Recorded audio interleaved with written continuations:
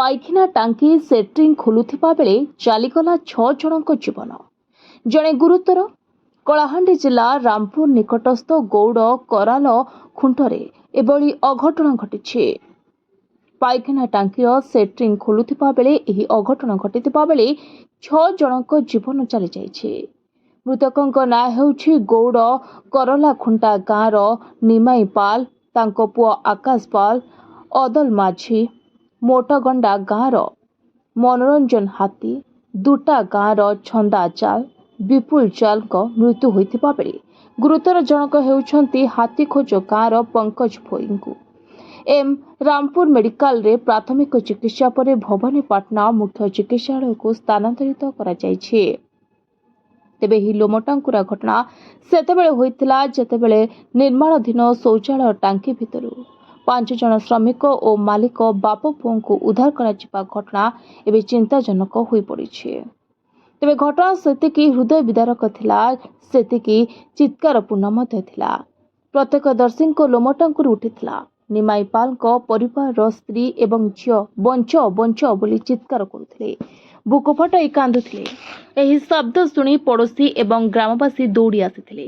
ଉପସ୍ଥିତ ଜନତାଙ୍କ ଉଦ୍ୟମରେ ସମସ୍ତଙ୍କୁ ଉଦ୍ଧାର କରାଯାଇ ମଦନପୁର ରାମପୁର ସ୍ଥିତ ଗୋଷ୍ଠୀ ସ୍ୱାସ୍ଥ୍ୟ କେନ୍ଦ୍ରରେ ଭର୍ତ୍ତି କରାଯାଇଥିଲା।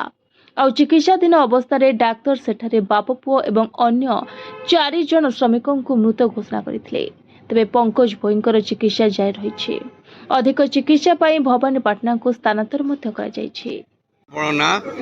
सत्यनारायण साहू आज्ञा आज्ञा मोरमपुर आज जेन 6 जन दुर्घटना हो गला लैट्रिन टांकी भितर ऑक्सीजन नहीं पाई एक्सपायर कर किसी आप कहबे कि दुखर विषय मोरमपुर गोड करला खुंडारू जड़े जनकर सेंट्रिंग करुले पायखाना को से तार भितर सेंट्रिंग कला भितर 6 जन काम करुले अणनिश्वास हो गली से माने अणनिश्वास हवा पर संपृक्त आमर 108 खबर देकर से मेडिकल किसी लोक निश्वास प्रश्वास भी आसला कि मेडिकल पहुँचला मेडिकल पहुँचला